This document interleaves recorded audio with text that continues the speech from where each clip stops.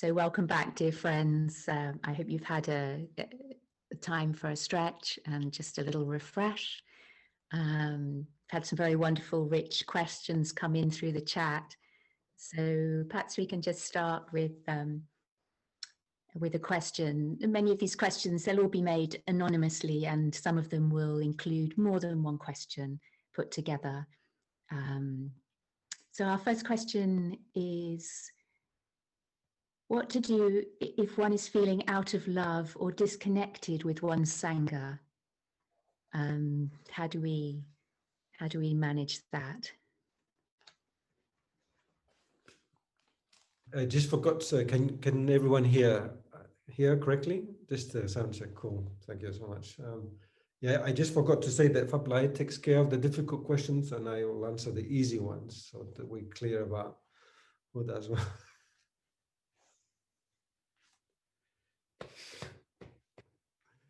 He gets paid more than me, so I. So can we repeat the question? Is if one is feeling what to do, if one is feeling disconnected from one's Sangha, is that the question? That's right. So feeling out of love or disconnected with one's Sangha. There's a lot of reference to the importance of taking refuge in the Sangha. But if one is feeling uncomfortable, disconnected, or out of love with one's Sangha, what do we do then? There's more than one question coming in on this. Is it possible to have one question which is a bit more texture to it, not just general, on that subject, Jane?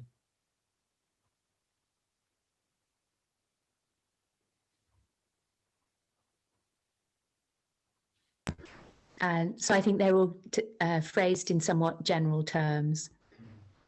Okay.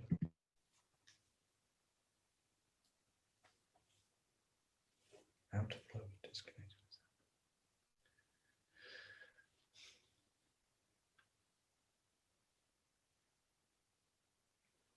So the idea is, I'll start a little bit to warm up, and then maybe Phap Lai's seeds will come up. Oh, we're doing one at a time. Yeah, something like that. Yeah, okay. Is that correct? Yeah, I don't know.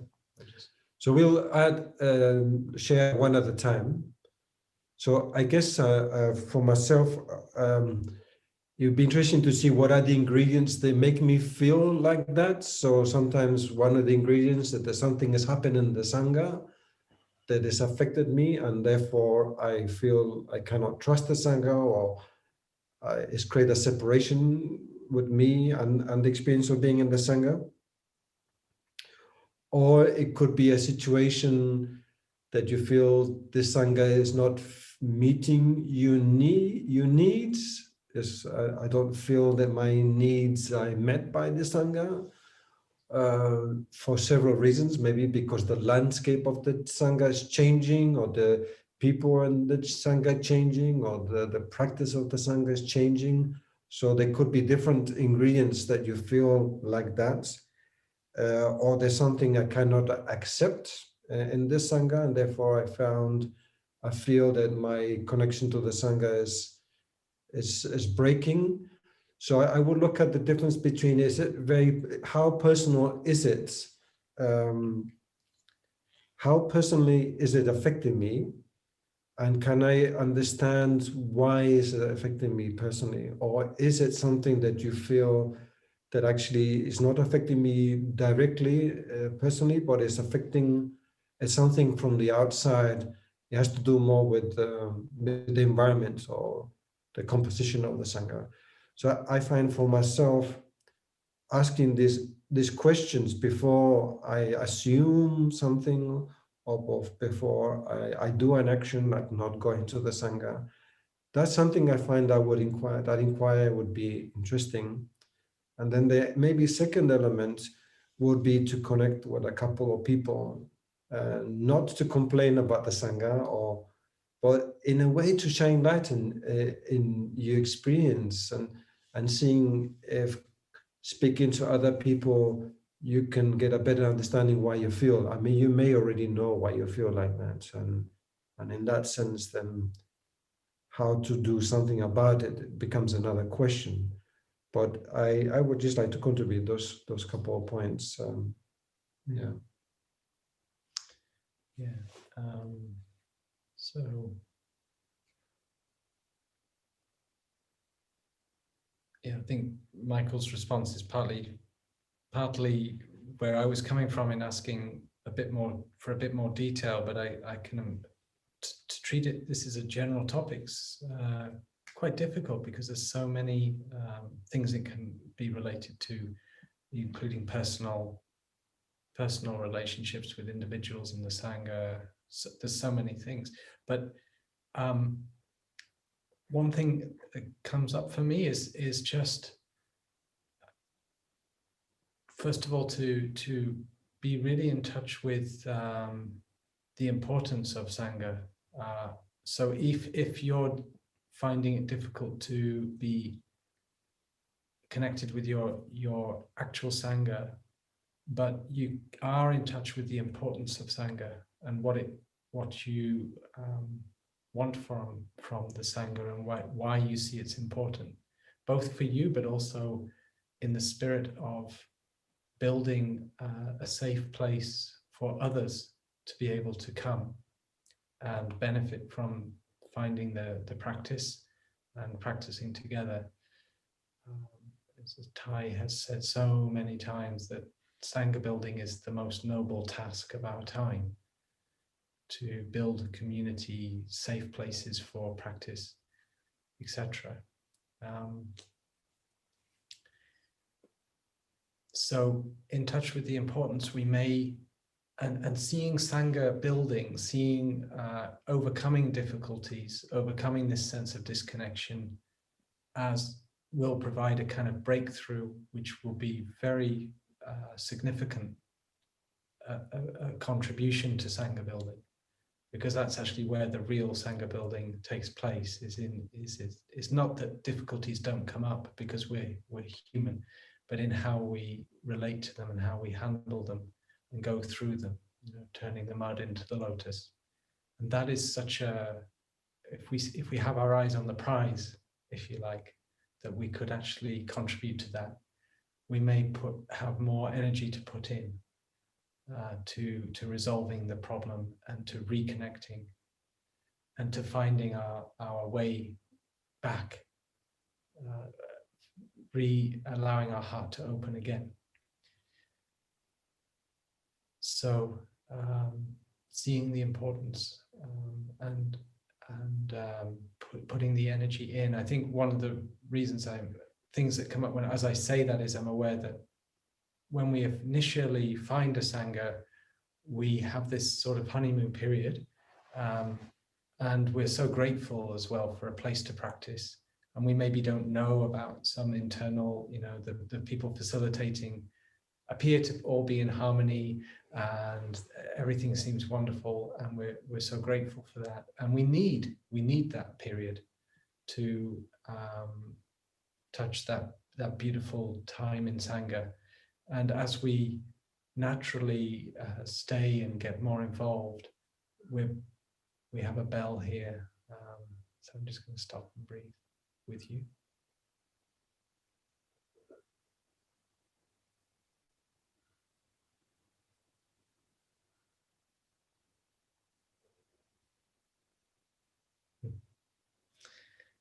So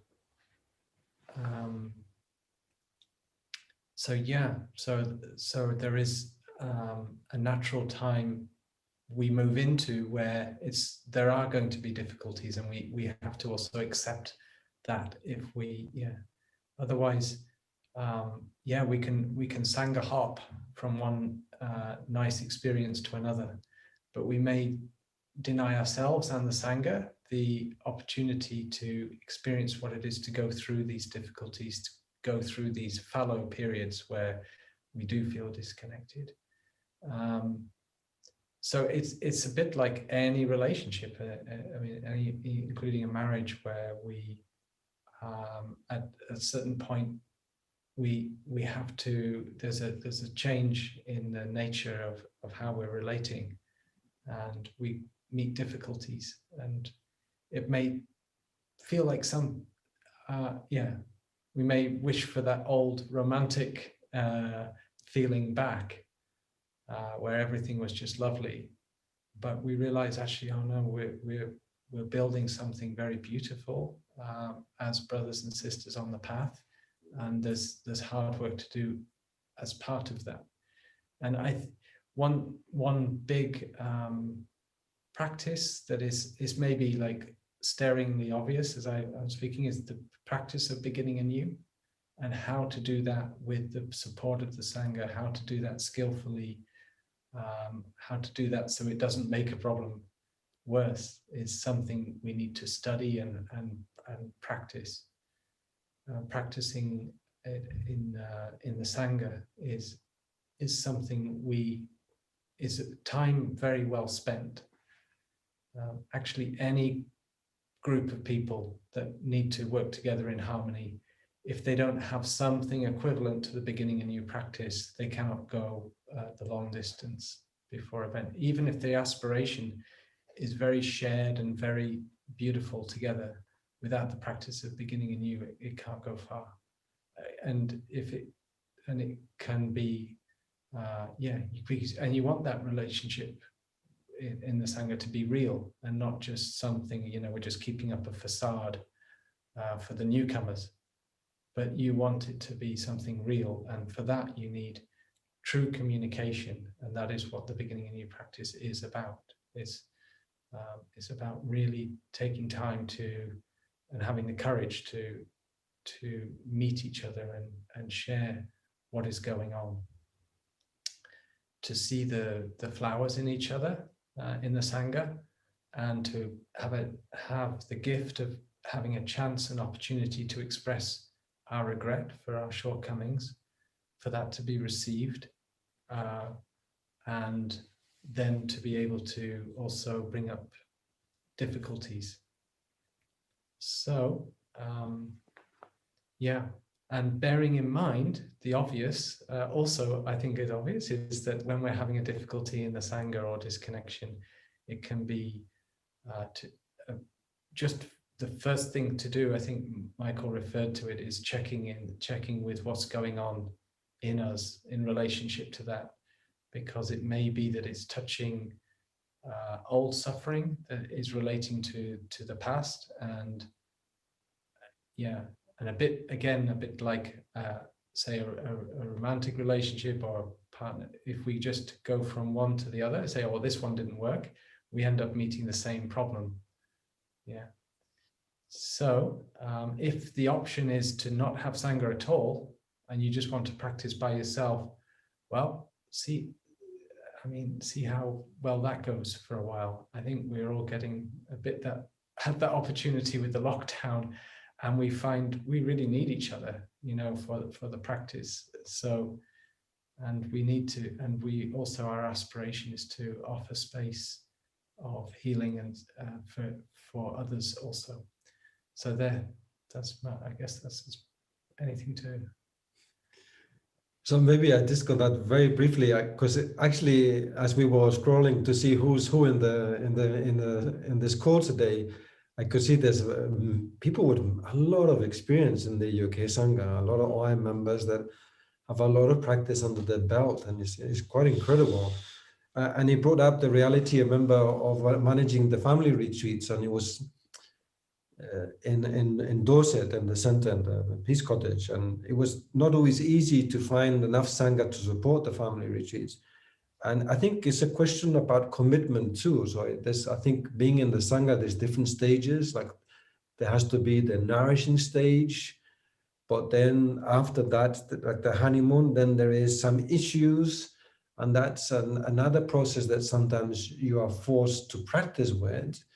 And then there are the big issues that some Sanghas have gone through, and that you really need to have a much more stronger commitment and a deeper practice to move on to those more stronger difficulties. And I think some people are familiar with that. So I feel understanding the different phases where one is at in one's relationship to the Sangha is helpful. And I think it takes a lot of nourishment, self-nourishment. I think that's the main thing, that you feel that your mindfulness practice is nourished even as an individual in order to be then in relationship with the Sangha. So maybe we can move into next question. We've got a bigger screen, so we're looking at both screens, the bigger one and the smaller one. So thank you for that answer. Our next question is around feelings of inadequacy. How do we deal with feelings of inadequacy? We're encouraged to just be, but we might feel that just being ourselves is not enough, that we don't feel we're enough when we just be, and that we should be doing, and that loving ourselves is so very difficult. And is this even possible?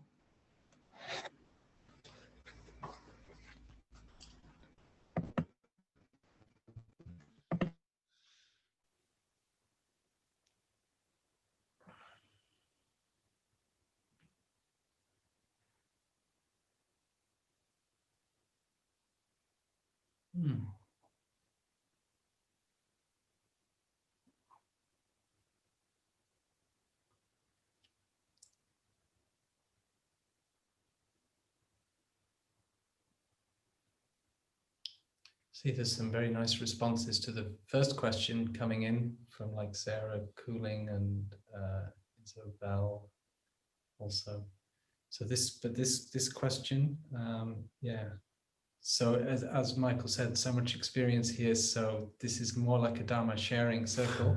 So we offer our response, which can only be part helpful, but then, yeah, together as a Sangha, we see there's so much wisdom and experience. I mean, what I really appreciate about seeing some of these is they're actually sharing, yeah, when this happened to me, this is what I found, this helped shift things for me, etc. So, Michael, second question. So I'll warm it up a little bit and see what happens. I remember when I started to practice, one of the biggest issues for me after my honeymoon period was self-hatred, and many people have talked about that here in Plum Village. There's a few brothers that identify that subject as something like a real block in one's practice. It's this kind of sense, a very strong self-judgment and self-hatred, and for me it felt like sometimes like a mountain that I was not able to climb on the other side. It felt like such a big issue, and it even manifested physically as like intense pains in the heart area and in the stomach. So I want to recognize that it's not it's not a simple issue, that this can be a very painful, debilitating issue for some. And I don't know where it comes from, but I know it comes from the past. And then when you start to practice, it begins to be revealed. I remember doing a loving kindness retreat in a place called Gaia House. I didn't feel any loving kindness whatsoever. In fact, I felt completely the opposite. But it's because I was, in fact, in touch with love. The environment around me was loving. And ironically, that love made me see the pain that I had. And I remember as a novice having Thai nearby and receiving so much love from Thai. And I felt that I could not receive the love that Thai offered me. And it felt more doubly painful because my heart felt so like a stone. It was painful because I could not receive the love, and it was painful, or I felt I could not receive the love. But it was painful also because I felt that I could not open my heart. So it could be that there is a period in one's practice where one is stumbling against this very internalized self-judgment, judgment or hatred, and it could have some roots in trauma. It could have had some roots in abuse. It could, in my case, I think it has some roots in my Catholic upbringing and my grandmother's Catholic upbringing. So I have different roots. I think the more important thing is not to allow it to become something that is conditioning you fully, because it's like another mental formation. So if it's another mental formation, one way to deal with it is not to dwell, not let it grow so massively, although it does feel massive, but to invite other mental formations to come into the picture. So as a novice, I remember very clearly that I felt I need to take a photo of myself with a big smile in order to water that smile. I was very far away from that smile. Phap Lai talked about the Buddha smile. I was miles away. I mean, so I had to put a picture, because I felt this is the direction I want to go. And it's the same with mindfulness practice. Like mindfulness practice seems like I've been in retreats and I felt, my God, I'm so far away from mindfulness practice. Yes, okay, perhaps, but my direction is that direction. So I feel that's what's helped me a lot, is to know, yes, this issue is big and this issue is there, and it's not just in one individual. Last year, I went to Auschwitz on a retreat, and that is a crazy place. And I realized it's not, as Thai says, it's not enough to suffer. I'm suffering, it's not enough to suffer. It's also the direction. So I feel that what helped me is maintaining that direction, and whatever helps for that, Dharma talks, guided meditations, friends, any ingredient that helps to give that more juice to your battery so you can go in that direction, then that's very helpful. I mean, I felt that often I felt in despair, and then suddenly I listened to a Dhamma talk, and that gave a few moments of light. And then that light extinguished itself, and then I need to do something else in order to bring back a bit of light again. That light extinguished itself. So it's very much an ongoing, for me, it was very much an ongoing process. So I'll leave. I'll see what Phap Lai wants to share. Thank you, Michael, for such a personal response, because it's it's very moving to when we share from our experience. And I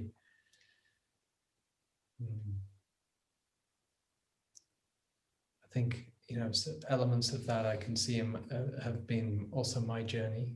So I think we all share these kinds of experiences in one way or another, however it was in our particular way. So if there's a feeling of inadequacy, a feeling of like very difficult to love oneself, it's also to know this seems to be part of what we all go through. And if there was one thing I maybe didn't make clear in my talk also, but it was definitely in my mind, was that this practice of just recognizing what is there, just coming back to ourselves, is already loving ourselves.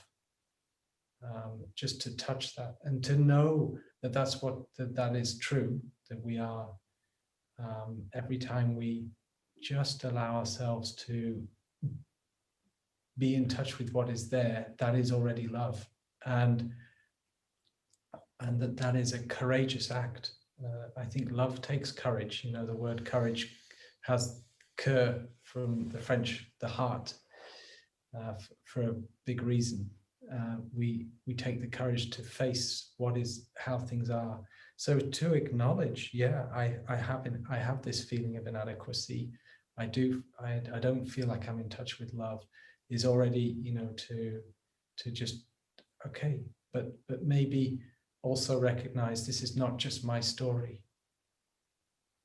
It's not just about me. So many people suffer from this kind of, be it self-hatred or feeling of inadequacy. And if I practice, I'm also practicing for them, for the other people. And I have this give rise to the thought that I have a path. And that is in itself the fundamental happiness of my situation, that I have a path, the way of understanding and love is the Dharma. And that just that acknowledgement that to yourself, I have my path. I feel like a huge distance away. The mountain is still there to climb, as Michael described so vividly, but I'm on that path. And I can come back. I can lose the path, but I know the path is there, and I can come back to it. And we every step counts. Every mindful step counts.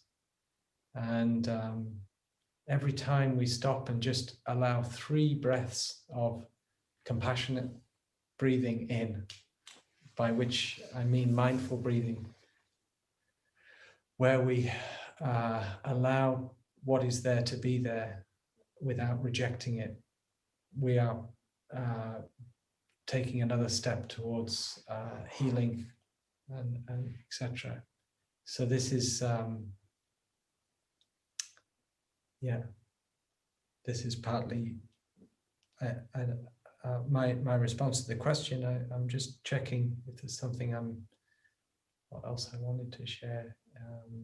Yeah, I think I alluded to it in my talk again, of this ability to ask questions. So if you can actually have the capacity to say, oh, hello, this feeling of inadequacy, hello, this feeling of I can't love myself, or say self-hatred, and start to just get curious about it.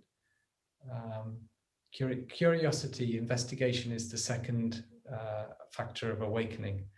So that's connects to the practice in that sense. It's how, and it has this aspect of, you go from mere recognition, I see you're there, and then you just, maybe you see it there, and it's pretty unpleasant to see, but gradually you get accustomed, okay, that's there, and you kind of look a bit around and see what's around it. And yeah, so Brother Michael talked more in terms, which I think is really excellent, and it's also, I hope it was in my talk too, of watering the positive seeds, of gladdening the mind, of doing the things that really buoy you up, and gradually kind of diluting, if you will, the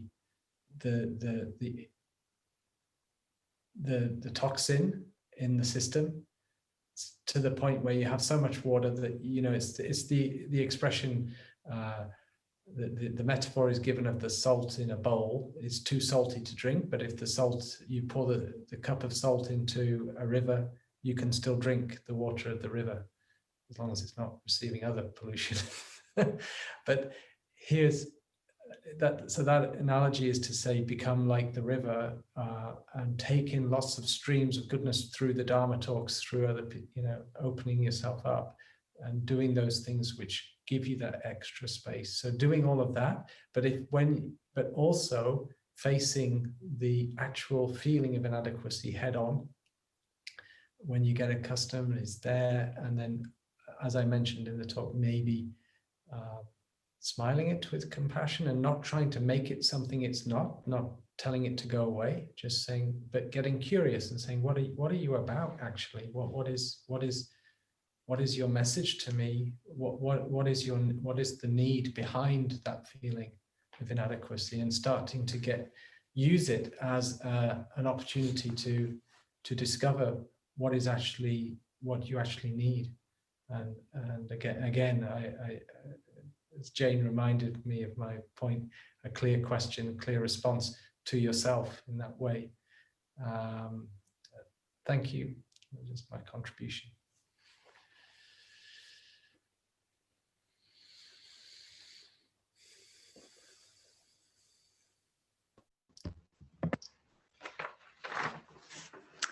Thank you so much, dear brothers, for those answers. Our next question is, how can I embrace the sadness and anger in someone I care about and help them to feel more peace and happiness?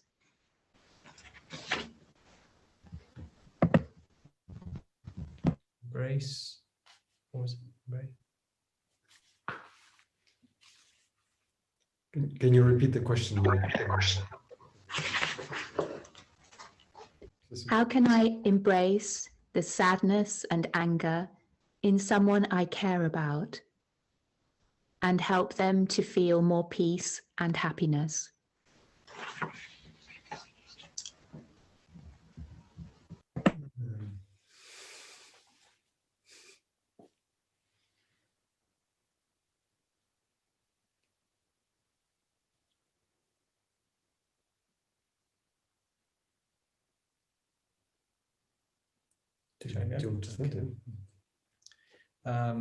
Thank you for that question. Just as described in the practice of being there for ourselves, we can, when we are able to do that for ourselves, we can offer that presence, that loving presence for someone else and for their mental formations. And very much in the same way, we want, in fact, sometimes it comes more natural to us to offer it to a friend, because maybe we're not identifying with it and we're not feeling that we're useless to be able to meet it, but we love, the love is naturally there for that friend or that person that we love, and it comes very natural to us to sit with them and say, hey, I'm here, I am here for you. Yeah, I see you suffer and I'm here for you. The third mantra. Yeah? The third mantra of love is to say, I see you suffering and I'm here for you. You know, with my smile and with a cup of tea, or hold your hand, or we go for a walk, or we even sit together and you can share with me. Maybe if you see that the energy in that person of sadness and anger is too strong, then you have to invite them to do, as Michael was sharing, of watering the positive seeds.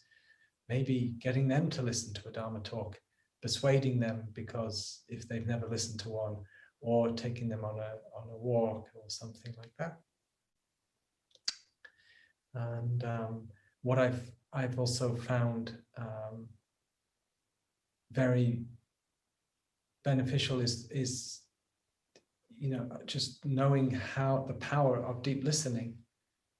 Deep listening, you know, the first ingredient is to be there, to be there with your solidity and non-fear and compassion. So it's not necessarily buying into their story, but recognizing and reflecting to them, yeah, I get that that's your story. But more powerful than reflecting to them that you hear their story is reflecting, is actually, it turns out, my experience, that if you say, you know, they say, so what do you think? Maybe they're given their story. Say, well, I can see, yeah, that you recognize their feeling somehow, without suggesting, minimizing the story or commenting on the story so much. You can just recognize, yeah, I can see that it's really painful, and it's giving, you know, the anger, it must be really a lot to hold this because of the anger that you're having to deal with, you know, in relation to this. So also pointing them to the aspect that the anger is something that is causing them suffering. So when we're in anger, we're projecting it outside, and we may miss the fact that anger itself is causing us suffering. So we're if you like, a double victim of whatever is actually true about the story outside, and also the anger then we're inflicted is getting self-inflicted on ourselves. And taking care of anger then becomes a question for us. How can I do that? And because we're practitioners, we can offer support for that. And of course, sadness also in the same way, but maybe also, I think for me the key about deep listening is not coming up with answers. I mean, maybe I was suggesting going in that direction with the anger and getting them to see the anger as it is, but but just identifying what is there can be very helpful, so that you know what you're in touch with together. I'm recognizing with your sadness about this situation, and allowing yourself to be in that with them. So really connecting with it, but at the same time, perhaps you're offering a way of being with it which is not dominating and overwhelming, but you are touching with them. Yeah, that is a hard place to be. So sometimes deep listening does involve, in a way, some deep diving, like going down there with them to touch what it is that they're touching, and then kind of getting hold of them and saying, okay, I really get that where you are. I can feel where you are. It's kind of suffocating. Let's come up for air and sort of come up together. And yeah, so Michael, you share some more.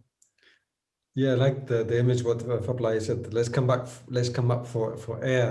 I think that's a very beautiful image, in fact, because sometimes people get so sucked into the story that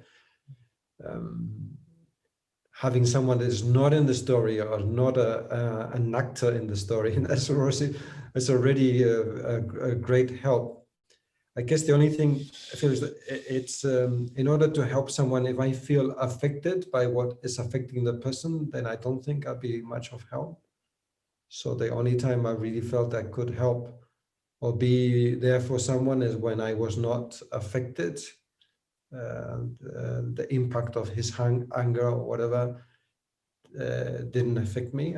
Not that I didn't feel it or I'm aware, but it didn't muddy my waters, so to say. And then that enabled me a lot of creativity in terms of how I could relate. And I could see also other aspects of the other person. I could see his suffering or her suffering, other qualities. So then I were present for the other qualities too, not just for the negative or the reactivity.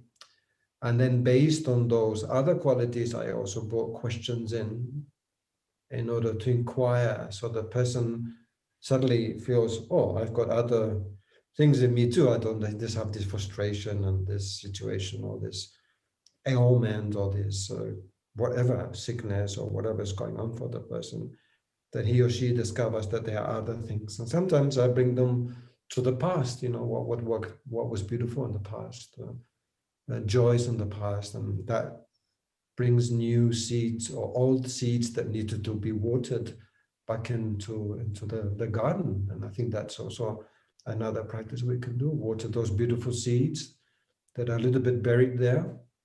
They do exist, the person is out of touch with them. So all you need to do is to remind them. And then the other point, the last one that I would do, is challenging them a little bit, but from a good place, challenging them, say, well, do you think this is helpful for you? Or something like that. I remember taking care of a guy that was blind. I worked in an old people's home. And that's what I did. He complained every single day.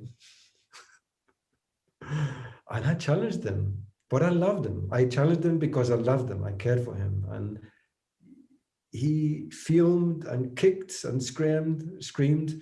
But at the end of his rage, there was a recognition that he was in pain. And because we didn't react to his pain, we were there. And we throw a little bit, little pepper a little bit in the wound so he kind of wake up. And I felt that was helpful. So that's not for everyone, but because there was love, there was care, I was able to challenge him a little bit.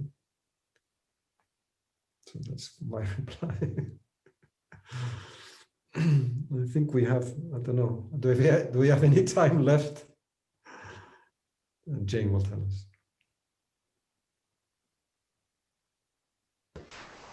And so, dear friends, we've come to the end now of our time for questions and answers. I just have a few announcements before the brothers kindly close the sessions for us. So thank you so much for coming together this morning in our online Dharma hall. Our next mindful morning together will be on the 10th of January with Vari McCluskey, our UK Dharma teacher, and Order of Interbeing member Jane Dallas Ross. And just to remind you that if you've enjoyed this session, then you may like to offer dana for Plum Village. The monastics are quite dependent at the moment on dana, as they're not able to accept guests because of the COVID pandemic. And so if you'd like to do that, then you're welcome to go to the Plum Village UK website, and also a link will be shared in the chat for you to offer dana if you would like to. So thank you so much, dear Sangha, for coming together this morning, and I'll hand back now to the brothers. What's that thing now? Say goodbye. Okay. A few words of advice in the wild west of the world. Well, okay. Dear Thai, dear Sangha, I'm seeing, it's nice flicking through the gallery and seeing your faces, and some of you I recognize, some I don't, but I know that you're my Sangha in the UK, and where I have so many, I feel so much connection. Being out here in France in the bubble of Plum Village, I feel we're very blessed to have nature and have each other. And I feel doubly blessed to be able to connect with you all. And it does feel, it always amazes me how I feel that connection.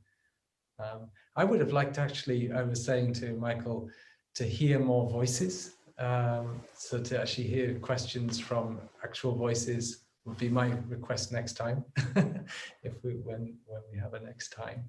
And just that feeling of connection all the more. But it's been wonderful, and I wish you all the best. It's a sunny day here, and we are, I think this afternoon, I know that I'm helping prepare for the 5-day online retreat that we're doing. So everything's online these days. We're doing for the New Year period, 28th to the 1st of January, 28th of December. And yeah, it's really, actually, it's very kind of fun to do this together with Michael, I have to say. So thank you, Michael, for doing this together. Thank you. And thank you, Jane, for facilitating Terry and Kevin, and there was somebody else that was helping make all of this happen.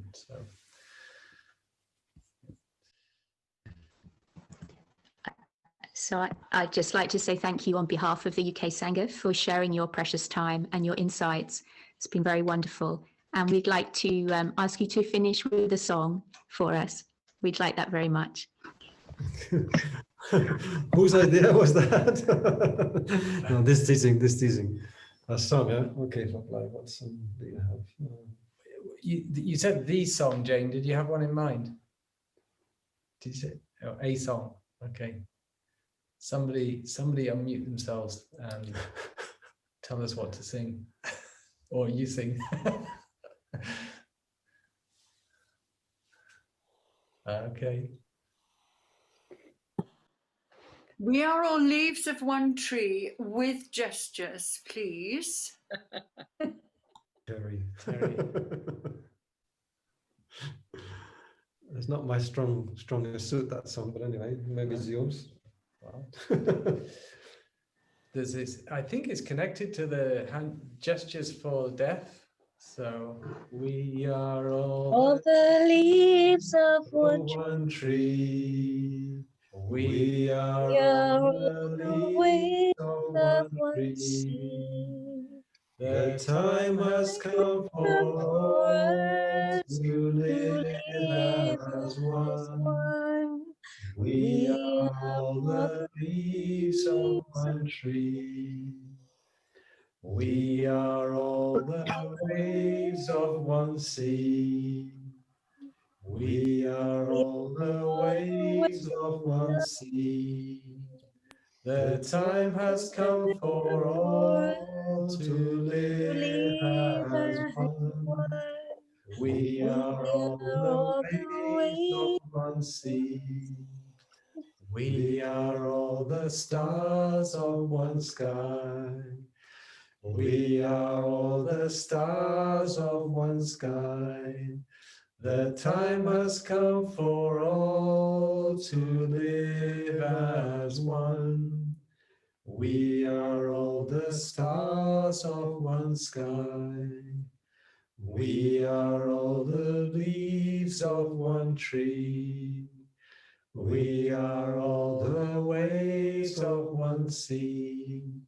The time has come for all to live as one. We are all the stars of one sky. Okay.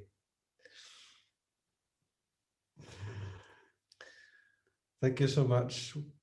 Maybe we'll conclude with also with the sound, the three sounds of the bell, so we can take the island within ourselves on for the rest of the day. So we can just listen to the sound of the bell. And we can also hold the Sangha, everyone, in our hearts.